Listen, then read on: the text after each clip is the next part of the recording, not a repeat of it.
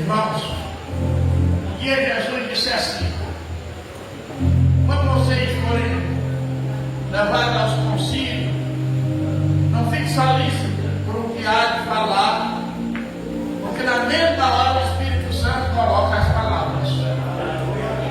Eu só vou falar isso para vocês, vou convidar vocês para orar, e daqui a pouquinho o evangelista Saulo vai pregar a palavra do Senhor.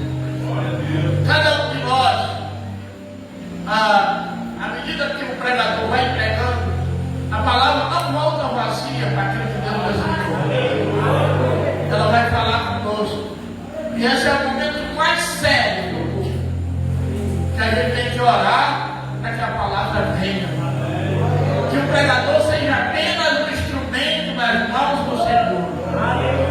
Ore comigo nessa noite e diga: Pai que está nos céus, meu Deus, eu te peço em nome de Jesus, que use o teu servo na hora da pregação, que essa palavra, meu Deus, venha a impactar os nossos corações, que ela não volte vazia, porque nós precisamos dessa palavra, nós precisamos de renovação, nós precisamos de libertação. Abençoa a tua igreja, meu Deus, abençoa o pregador, abençoa cada um que vier, os que não puderam chegar, faz desse ambiente uma glória, derrama a tua glória e a tua chegada sobre a nossa vida, e nos abençoa, meu Deus, em nome de Jesus. Amém.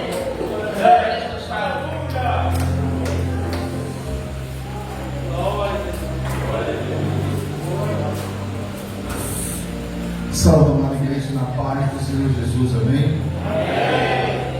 Convido os irmãos para abrir novamente suas Bíblias, aquele que pode, em pé, em nome de Jesus, em reverência à palavra de Deus, e abra novamente o tema desse evento, que é o Evangelho de João, capítulo de número 8 e o verso de número 32. Evangelho de João, capítulo de número 8 e o verso de número 32. E você que não trouxe Bíblia, o verso vai ser esse aqui, ó. Está escrito aqui, né? Melhor projeção que essa. Diz assim a palavra do Senhor no Evangelho de João, capítulo de número 8, verso de número 32. E conhecereis a verdade, e a verdade vos libertará. Vamos recitar em conjunto? 1, 2, 3. E conhecereis a verdade, e a verdade vos libertará. Amém. Todos vocês aceram, já oramos nessa noite. Glória a Deus. Em nome de Jesus também, toda a honra e toda a glória seja dada ao nosso Senhor e Salvador Jesus Cristo. E também desde já agradeço, fico muito honrado pelo convite de ter a oportunidade de pregar aqui na igreja da Copal, nessa primeira noite desse congresso de homens. Para iniciar nesse momento, congresso de homens é um desafio, porque ao longo da história, quando tudo começou,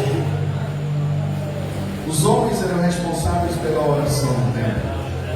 Os homens eram responsáveis pelas reuniões, pela organização do templo. Só que à medida que os anos avançaram na história da igreja, as mulheres foram tomando esse papel, né? Por isso que a gente não vai ver a história de ciclo de oração na Bíblia. E a gente foi perdendo espaço. A gente não está aqui, eu não quero falar de competição com as mulheres. E por isso que hoje a gente vê 10 congressos de mulheres para um ou menos congressos de homens. Sabia disso? Porque vocês têm muita honra a tomar esse espaço que era nosso. Mas que hoje no Maestria também tem espaço para todo mundo, porque na casa do nosso Pai tem muitas moradas, né? Glória a Jesus, aleluia. E eu quero falar nessa noite aqui de 3 grupos de pessoas que estão sendo citados aqui. Não sei se você conhece, mas a história do Evangelho de João, do capítulo 8, é a história todinho, do primeiro ao último versículo, é a história de um dia do ministério de Jesus. Do primeiro verso ao último verso, é um dia da história de Jesus. E nessa história, nesse contexto, 3 grupos de pessoas vão passar a ter contato com Jesus. Primeiramente, a palavra de Deus fala que Jesus está retirado do Monte das Oliveiras, onde ele faz uma pregação, porque agora o ministério de Jesus não é mais no Mar da Galileia, não é mais em Cafarnaum, não é mais as missões que Jesus fez. Agora Jesus está centrando o seu ministério em Jerusalém, que é o foco. E a palavra de Deus fala que ele sobe para o Monte das Oliveiras, pernoita lá, e muito cedo ele volta para Jerusalém. E vem para onde? Ele vem para o templo. Ele chega no templo. E qual é a primeira surpresa que ele tem? A mensagem de Jesus começa a incomodar o fariseu, começa a incomodar o saduceu, e eles estão incomodados. E alguém avisa lá no cinema, diz: ei, nos arredores do templo chegou aquele que é o pregador, chegou aquele que todo mundo vai ouvir ele pregando. E qual é a primeira surpresa? No capítulo 8 de João, a palavra de Deus fala que os fariseus e saduceus trazem uma mulher que é apanhada em adultério, jogam ela no meio do ciclo onde Jesus está pregando para algumas pessoas nos arredores do templo, e diz: Senhor, essa mulher foi apanhada no próprio ato. A lei de Moisés que nós respeitamos diz que as tais sejam apedrejadas, e tu, o que dizes? Mas a palavra de Deus fala que eles fazem isso porque queriam pegar Jesus de uma falha contra a lei de Moisés. E Jesus não responde coisa alguma, apenas se abaixa e começa a escrever. E eles insistem dele: diz alguma coisa. A lei diz que ela tem que ser apedrejada. E Jesus levanta, no primeiro momento, só diz assim: olha, se existe alguém aqui que está sem pecado, pode atirar a primeira pedra. E ele se abaixa e volta a escrever. Mas eu quero que você cite nessa noite de memória não a história da mulher, mas a história do primeiro grupo que eu vou citar. Quando as pessoas vinham do templo, existia um grupo dos acusadores, daqueles santarrões, daqueles que diziam: eu sou o dono da palavra, eu guardo a verdade. Por isso que quem vai receber Jesus nos arredores do templo não é só as pessoas que gostavam de ouvi-lo, mas eram aqueles que se chamavam santos, que achavam que eram separados, e eles pegam Jesus. E esse grupo, eu digo que nenhum de nós devemos ser, que são um grupo de acusadores. Sabe por quê? Acusadores não veem a glória de Deus, acusadores não sentem a presença de Deus, acusadores não recebem o Espírito Santo de Deus. Por isso que nesse primeiro momento nem o fariseu recebe o Espírito Santo. Sabe por quê? Porque eles queriam confrontar Jesus, e quem vem aqui para confrontar Deus não recebe, só vai receber quem está preparado para receber do alto, e que desce do Pai das luzes. Glória a Jesus, aleluia. Mas a palavra de Deus fala que os acusadores da mulher se dispersam. Mas pense que agora o fariseu continua ali, ele não desiste. E Jesus, a palavra de Deus fala que ele agora entra para o templo, não está mais nos arredores. E no templo ele começa a dizer: ei, eu sou a luz do mundo, e quem crê em mim não andará em trevas. E de novo vai vir um fariseu, agora é o segundo grupo, diz: olha, teu testemunho não é verdadeiro, tu está falando sozinho de ti mesmo. E Jesus vai ter uma resposta longa para aquele homem, vai falar da presença de Deus, vai dizer que ele e o Pai são um, e que eles olham na lei de vocês, está escrito que o testemunho de dois homens acerca de uma cruz é verdadeiro. Vocês não estão vendo aqui, mas aqui não é só um, tem dois, tem um pai, tem um filho, estão todos juntos porque eles são um. E aí nós temos o segundo grupo, que é o grupo daqueles que vêm para duvidar da palavra de Deus. Jesus estava pregando, pessoas estavam recebendo, mas esse segundo grupo, diferente do primeiro, estava descredibilizando a palavra de Deus. Esse segundo grupo também nós não devemos estar lá, homem de Deus. Sabe por quê? Porque se eu venho para a casa de Deus para dar esse crédito para a palavra de Deus, eu também não vou receber, porque eu tenho que estar com meus ouvidos abertos e atento para o que Deus vai falar, para o que Ele quer derramar, da forma como Ele quer agir. E Jesus continua a pregar no templo, e a palavra de Deus fala que agora Ele se posiciona de frente do lugar do tesouro. É um dia da história de Jesus. A mulher perdoada. Os homens se confrontavam com Jesus, dizendo que o testemunho que ele pregava não era verdadeiro. E agora Jesus vai para frente do lugar do tesouro. Para que você saiba, não sei se já tiveram algum conhecimento disso, o lugar do tesouro no templo era 13 portas, que na frente tinha uma espécie de cesto de barro. O que acontecia? Todo o povo, Jerusalém era o ápice. Jerusalém estava na moda, então os judeus vinham de toda parte para ofertar. Então imagina, irmão Jardel, que chegavam e diziam: olha, eu tenho aqui meu dízimo, tá bom, nessa porta aqui entrega teu dízimo. E Jesus está olhando aquilo ali. Eu tenho uma oferta alçada, não, isso aqui é pelos meus pecados, tá bom, nessa porta aqui. E tinha uma porta para receber uma oferta, por isso que era chamado de lugar do tesouro, sabe por quê? Porque as pessoas chegavam lá dizendo: qual é a porta que eu vou entregar? E Jesus viu que aquele ministério estava todo errado. Sabe por quê? Porque as pessoas não tinham acesso aos fariseus, mas elas olhavam para a grandeza do templo construído por Herodes o Grande, olhavam para as ofertas, para o tesouro que ali era depositado, e achavam que pela riqueza que estava dentro daquelas portas lá, achavam que Deus estava naquela causa. Por isso que Jesus: olha, vocês precisam conhecer a verdade para a verdade libertar. Sabe por quê? Porque as pessoas dizimavam, as pessoas ofertavam, mas saíram do templo sem ver a glória de Deus, sem sentir a graça de Deus, sem cura, sem milagre. Nós somos a igreja, e por isso que Jesus diz: olha, vocês têm que conhecer a verdade para a verdade libertar vocês, porque não é tesouro que salva, não é dízimo que salva, não é a oferta que salva, é a presença, é a glória, é Deus, é o sangue, é a autoridade de Jesus. Mas tem os críticos que não querem receber esse Espírito Santo, porque parece ser demais, estava tudo errado. As pessoas, e por isso que Jesus foi para a frente da porta. Sabe por quê, meu irmão? Antes de nós chegarmos aqui, Jesus já estava. Antes do ministério ensaiar, Jesus já estava. Antes de Deus levantar esse nome como pastor, eu como evangelista vou construir essa igreja. Jesus já existia, porque ele existe pela eternidade. Então quando a gente vem para a casa de Deus, nós temos que entender que podemos ter uma casa bonita, e devemos ter uma casa bonita, devemos ter um conjunto bem ensaiado, devemos, mas sobretudo aqui dentro é lugar de sentir a presença, a glória, a graça, o poder, a maravilha e a manifestação do Deus Todo-Poderoso. Por isso que Jesus diz: olha, conheçam a verdade, e a verdade vai libertar vocês, a verdade vai desprender vocês, porque não adiantava, aquelas pessoas estavam indo para o templo e saindo dali vazio. Primeiro porque tinha os fariseus bonitinho por fora.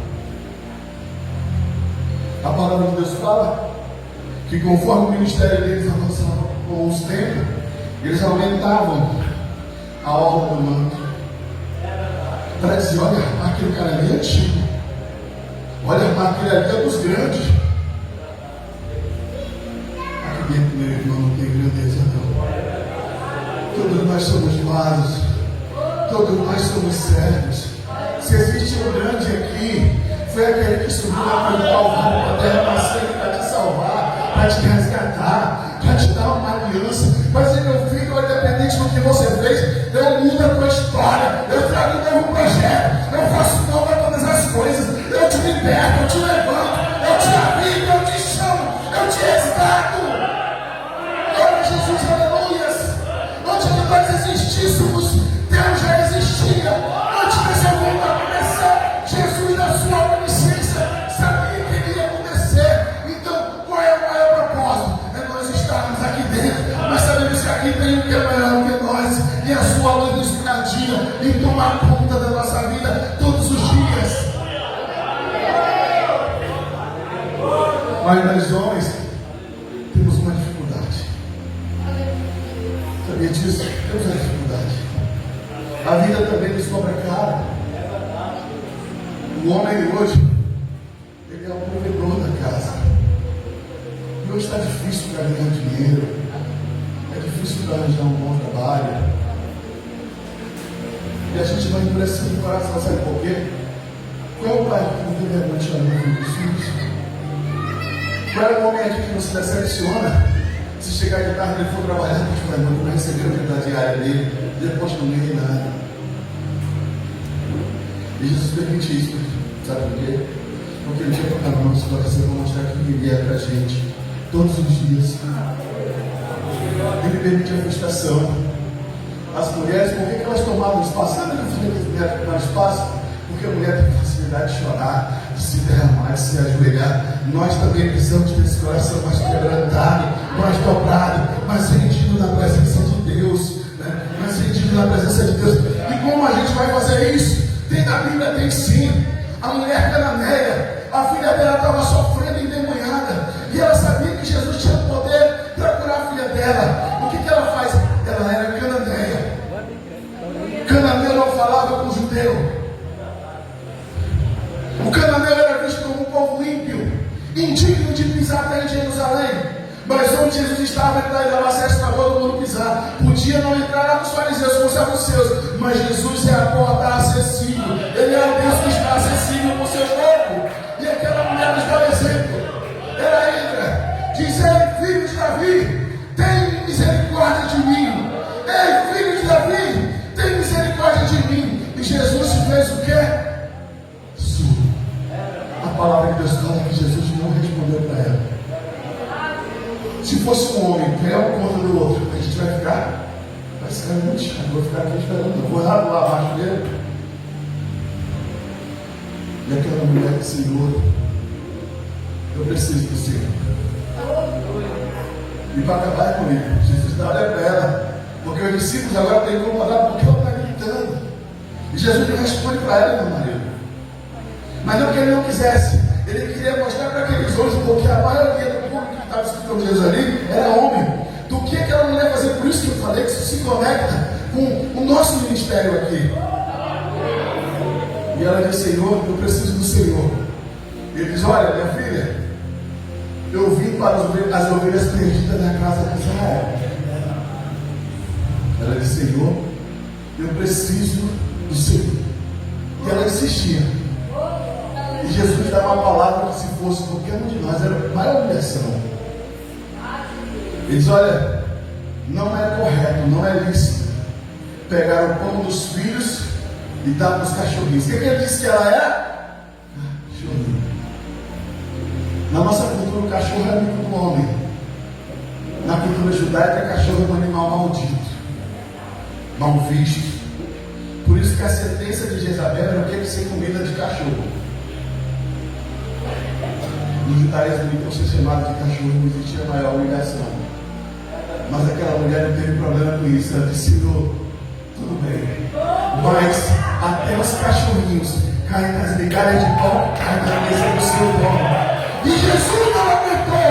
Ele disse para ela: ó mulher, grande é a tua fé, como você creu, vai ser feito, é conforme a medida da tua fé, da tua petição, do teu clamor, da tua insistência. Então quebra o coração, chora, exalta, dobra o joelho, mas clama para Jesus, que Ele vai te atender, Ele vai te ouvir. A mulher suportou a humilhação, mas saiu dali vitoriosa. Por quê? Porque os humilhados Deus vai exaltar, Deus vai erguer, Deus vai levantar. E não vai ser diferente aqui nessa noite, não. Se você entrou aqui humilhado, Jesus tem a resposta para ti, para que você venha buscar nessa noite. Mas você quer se levantar? Ou vai ficar duvidando? Jesus não deixa as seus para trás. Jesus não deixa as seus para trás. Jesus não deixa. Um dia também teve um homem de alta patente. A palavra de Deus fala que ele era um centurião romano, ou seja, ele era um capitão militar, líder de um grupamento de 100 homens. E esse homem, ele amava um servo dele. Ele era amigo. Naquela época era muito difícil encontrar um patrão que amasse o servo, mas esse homem ele amava. Mesmo ele sendo militar romano, ele amava. E ele disse: Senhor, eu vim aqui porque eu preciso do Senhor, porque meu servo está em casa perecendo. Olha lá, você vai entender o mistério disso aqui. E Jesus olha para ele e diz: tá bom, eu vou lá e vou curar. Mas Mas aquele homem, reconhecendo seu estado, ele viu que ele tinha tanto pecado. Ele era aquele comandante. Ele tinha o quê? Divisas no seu peito. Ele tinha o quê? Autorização do governo de Roma para tomar a decisão que ele quisesse. Ele poderia ter ido lá e ter dito: olha, eu sou capitão, quero que o senhor vá, vou segurar meu servo. Mas um homem que deixa a sua patente, que deixa a sua autoridade, que reconhece o seu pecado, ele disse: Senhor, eu não sou um indigno do Senhor entrar debaixo do meu teto, mas eu creio numa coisa, Senhor, que se o Senhor disser uma palavra, o meu servo há de ficar curado, porque eu sou um homem, Senhor, com autoridade. Eu digo ao servo: vai, e ele vai, e eu digo ao outro: vem, e ele vem, e eu sei que com o Senhor não é diferente. E Jesus se vira para os seus discípulos: olha, nem em Israel eu encontrei tanta fé. Tá bom, meu filho, como você pediu e creu, você vai receber, você vai receber. Então clama para Jesus, invoca Jesus, pede a ele a palavra profética. Agora clama, não fica calado, adora, exalta, glorifica, pede para ele, pede, Jesus vai te ouvir, vai te entregar. Jesus vai te entregar. Você cantar uma música bonita aqui nessa noite, uma música Soldado Ferido. Nós também, homens, carregamos muitas feridas, tomos, tropeços, e às vezes a gente até talvez se acha como um centurião lá, que não é digno de Jesus operar maravilha na nossa vida. Por isso que às vezes a gente ora mais, por isso que às vezes a leitura bíblica, se a gente fugir à igreja. Mas eu quero te dizer uma coisa: Deus sabe o valor dos seus soldados. Ele sabe quando você vai. Ele sabe o que Ele derramou por ti. E como exemplo, porque esse não é um milagre de Jesus. Um dia, Davi, que está morando junto com o povo filisteu, ele vai para a guerra com o rei Aquis. E acontece que no meio do conflito, o rei Aquis chama ele e diz: olha, meu filho, eu nunca encontrei maldade em ti, mas quando você viu matando teus irmãos, o povo, eu vou atacar agora, o povo hebreu, o povo de Judá. Quando você vê isso, você não vai suportar. Então é melhor que você se levante contra mim, é melhor a gente acabar com essa aliança aqui. E a palavra de Deus fala que Davi então diz: olha, rei, eu quero que o Senhor tenha me ajudado. Então, volta lá para a terra que eu te dei. E quando Davi volta, essa história está narrada em 1 Samuel, capítulo de número 30. E quando Davi volta, o que acontece? De longe ele vê a vila onde estavam as esposas dele e dos homens dele, onde estavam os filhos, onde estavam heranças, riquezas, tudo saqueado, e as casas incendiadas. A palavra de Deus fala que aqueles homens ficaram tão decepcionados e frustrados, que eles só tiveram força para chorar, não quiseram se alimentar. Uns com raiva disseram: viu, Davi, o que tu fez? Tu foi afrontar Deus, agora a culpa é tua. E a palavra de Deus fala que então naquela noite Davi também chorou até não ter mais força. O que eu quero que você entenda nessa noite? Às vezes Deus nos leva a chorar até não ter mais força, para mostrar que Ele é Deus na nossa vida e que Ele vai trazer a resposta. O mais interessante é que Davi chora até perder a força. Mas teve um momento que ele olhou para o lado, não tinha profeta, não tinha pastor. Porque existe um momento, pastor, que o senhor não vai conseguir chegar na vida lá no seu servo, não sabe por quê? Que é para ele entender o valor que a oração dele também é ouvida nos céus, que o também que ele faz também é ouvido nos céus. Davi olhou para o lado, Davi olhou para o outro. Davi não era sacerdote, Davi não era profeta, Davi era rei. E ele disse: olha, tá bom, me dá pelo menos uma veste de sacerdote para me vestir. E a palavra de Deus fala que Davi se ajoelha aqui. Que Senhor, me diz uma coisa, Senhor. Eu preciso saber se eu ainda vou encontrar minha esposa. Eu preciso saber se eu vou ver meus filhos de novo. Eu preciso saber se a minha casa vai ser restaurada. E a palavra de Deus fala que quando chegar amanhecer, Deus diz para ele: vai, porque você vai tomar de volta tudo aquilo que foi levado. Você vai trazer de volta. Você vai trazer de volta. Você vai trazer de volta. O que é isso? Basta clamar que Deus restaura e traz de volta tudo aquilo que foi perdido. E por isso que Davi escreve para mim e para você: o choro pode durar uma noite, mas ao amanhecer tem resposta, tem adoração, tem presença de Deus na nossa vida.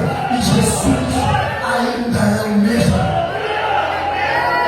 Sabe o que mais forte? Pode bater palma mesmo. É Jesus que responde a nossa oração.